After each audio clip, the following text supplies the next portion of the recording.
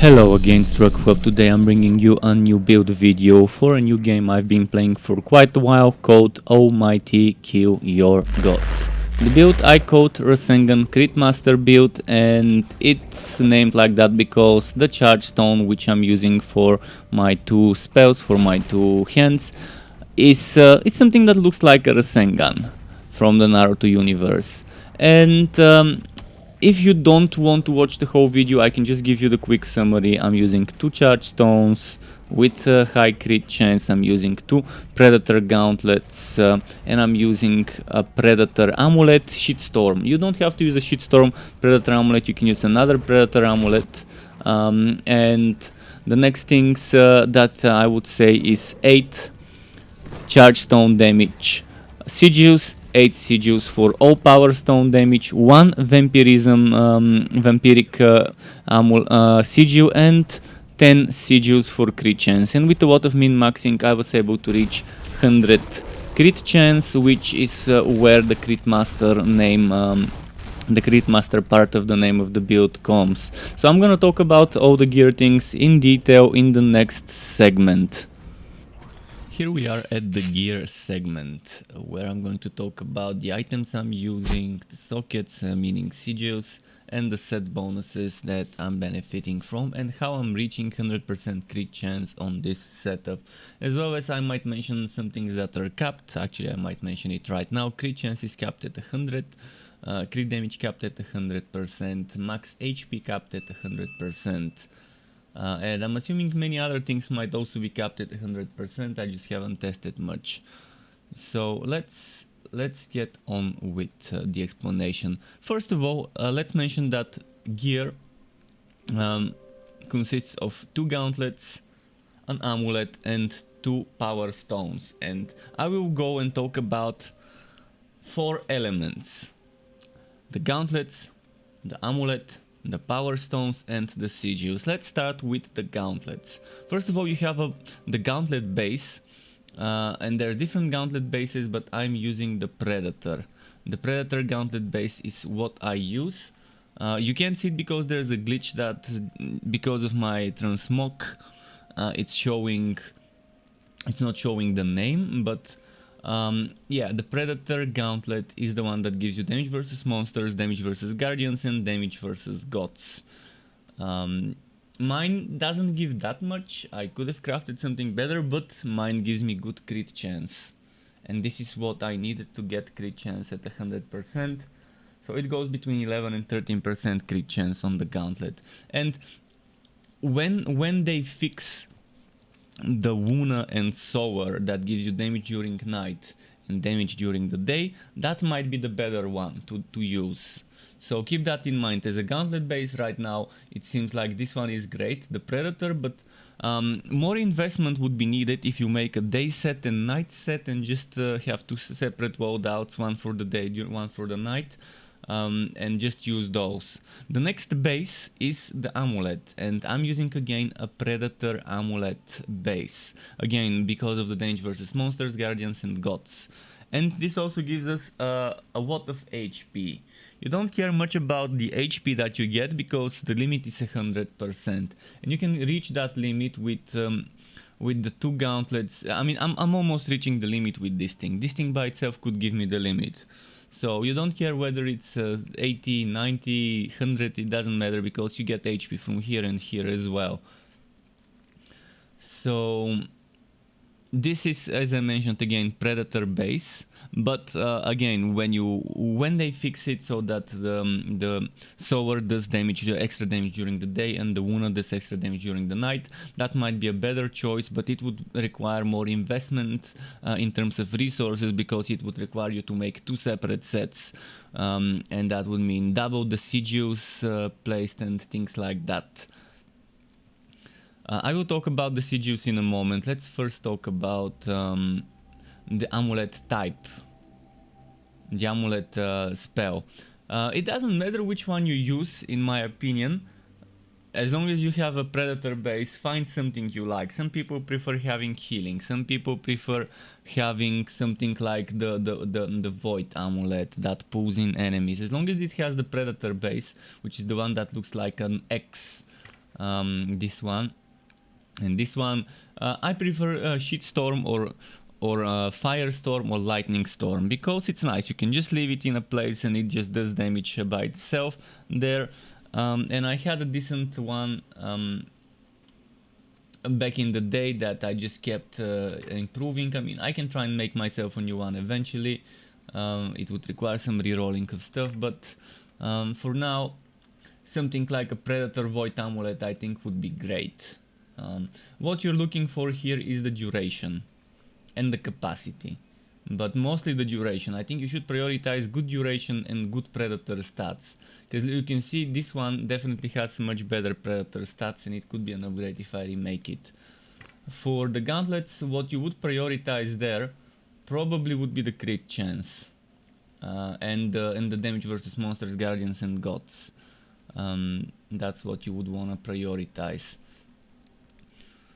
And now let's move on to the Charge Stone. The Charge Stone, what you want to prioritize here, if you want to go like me with a setup where you're using 10 Hunter Stones instead of 11, so you can put a Vampiric Stone in the setup, you would want to prioritize crit chance and damage. The higher the damage, try to get over 490 and try to get crit chance over 12.5, 12.6. If you get lucky to get something like that, 490 with 12.9, it's great. You don't care much about the crit damage here.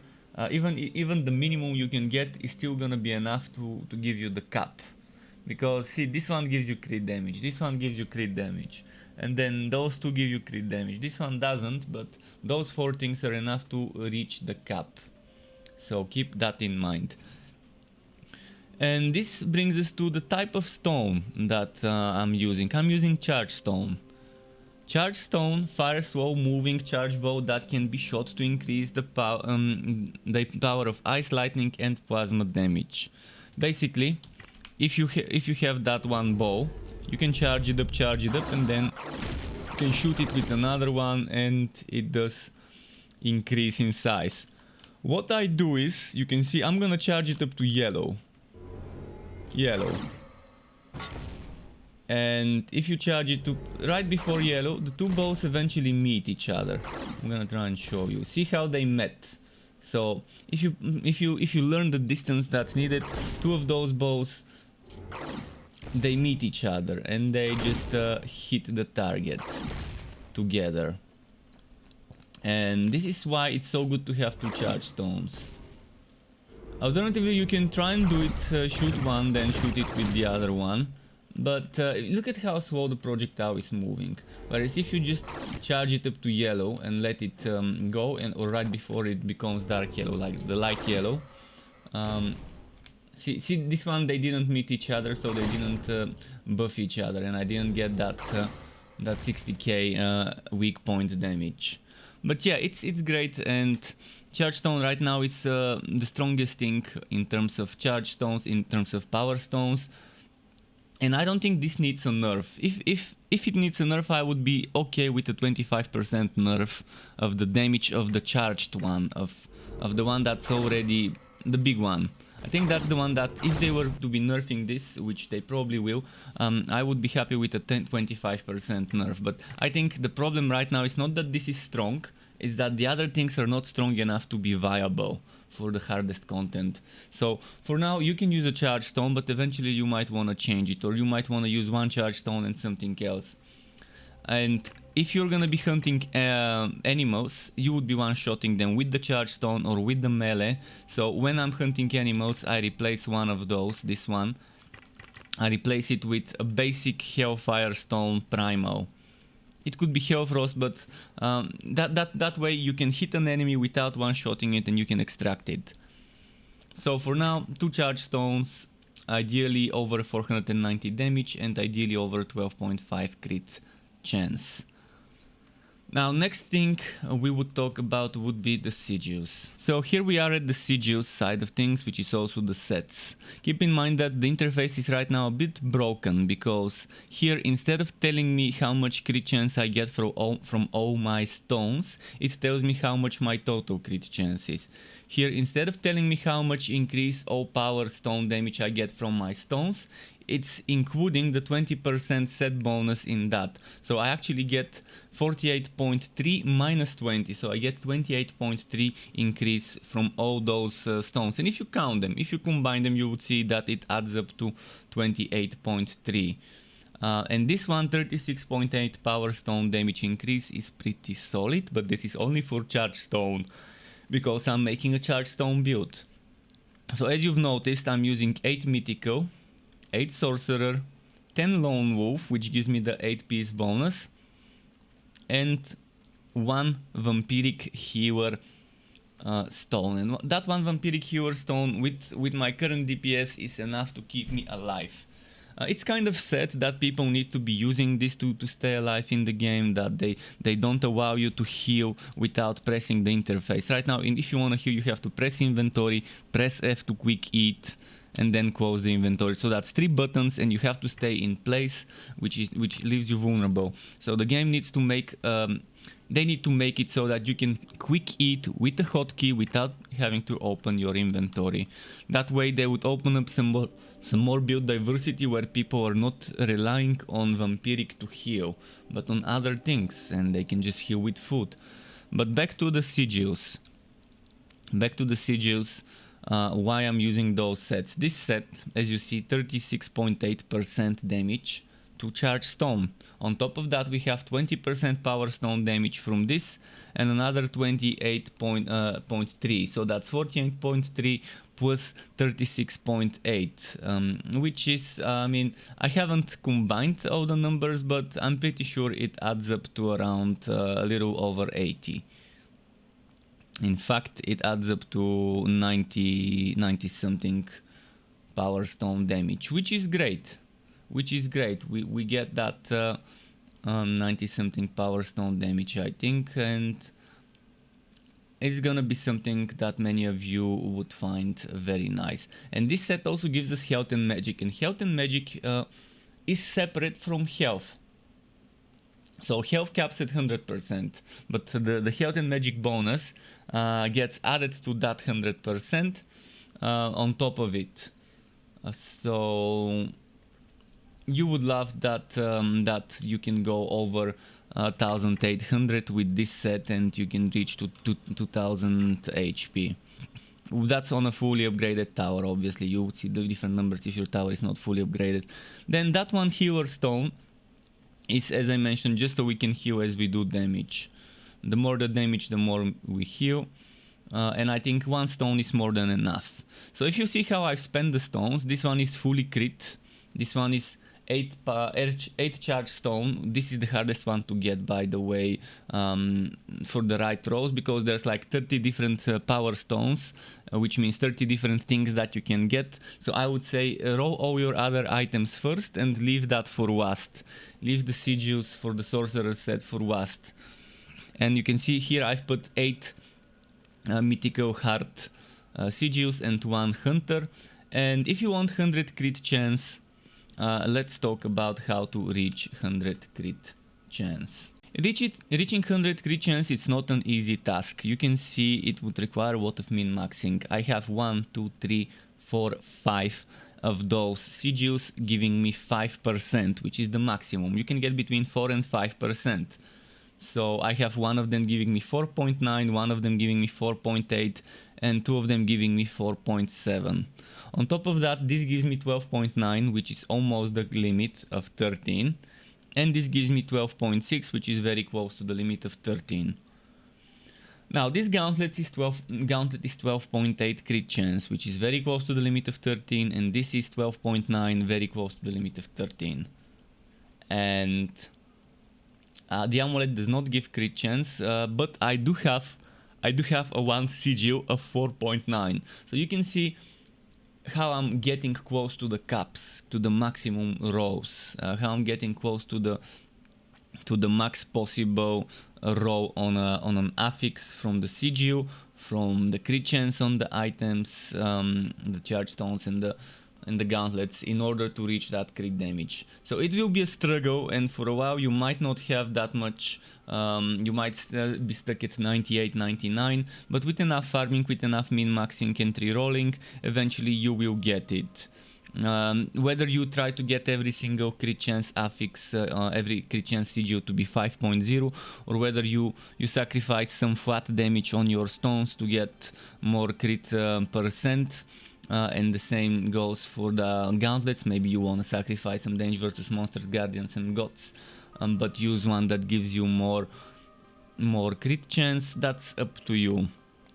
I would say pick your bases first, make sure they're good bases, and keep crafting new and new bases until you get a good one, and then start putting sigils. You would want a base with at least 12.5 crit chance on the gauntlets and on the stones. Once you have such bases, then you can move on to the sigil side of things for the crit chance. I think the first thing that you should do is the hard sigils. The hard sigils, there's like only 9 different mythical sigils if I remember, and it shouldn't be hard to get those. But yeah, that's pretty much it. That's pretty much it for the gear. I think it was very long, and since I'm a bit rusty. And here we are at the gameplay segment where I normally show you how I play the build, and if the game has rotations, I show you how to rotate them. In this game there isn't much of a rotation other than how you're using your charge stones, how you're using your power stones. I like to use them at the same time. So yeah, sometimes I might do regular ones without charging them up, but I like to charge them up until like for like a second and a half. You're gonna notice on the screen sometimes I charge for longer, sometimes for less, but in general it doesn't take more than like second and a half of charging, just until it is slightly bigger than the basic bow, and they can just combine as they travel to create that powerful Uber Rasengan or Dama Rasengan kind of thing. So I really love this setup, and I think it will be very flexible, and you would be able to interchange, replace certain things. The one weakness of this setup is it can't do damage to the high ward, to the high overward. And for that I'm using prism stones, and I have a different setup where I'm stacking prism stone damage. But even then, if you are not within the blue shield when high overward casts it, then I haven't found a way to get rid of the shield. But if I'm inside the shield when it's casted, I can just DPS there, but more about that later. I hope you enjoyed the build. I hope you have fun playing it, and if you have anything to add or anything that you wanna ask, feel free to leave a comment with your questions or suggestions.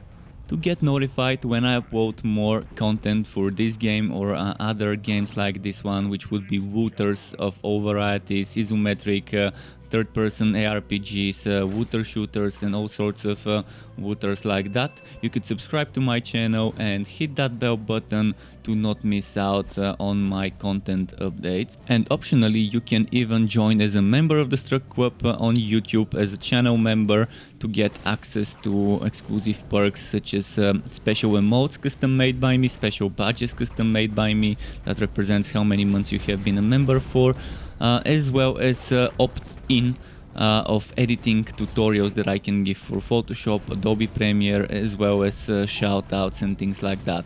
And I would like to use this part of the video to thank all my YouTube members and Twitch subscribers. Thank you for supporting the channel and keeping me going. Thank you also for watching this video, everyone. Keep it cool, Struck Club. Until next time, and goodbye.